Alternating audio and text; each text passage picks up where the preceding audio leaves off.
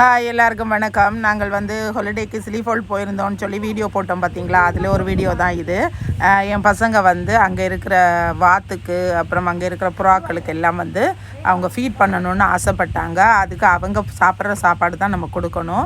நம்ம வேறு ஏதாவது கொடுத்தா அவங்களுக்கு சிக்காயிடும். இன்னொன்று அதில் இன்ஸ்ட்ரக்ஷன் போட்டிருக்காங்க, அவங்களுக்கு நம்ம வேறு ஃபுட் எதுவுமே ஃபீட் பண்ணக்கூடாதுன்னு. அதனால் பக்கத்தில் ஒரு குட்டி ஷாப் வச்சுருக்காங்க, அங்கே வாங்கி நாங்கள் கொடுத்தோம். அவங்க ஃபீட் பண்ணுறாங்க பாருங்கள்.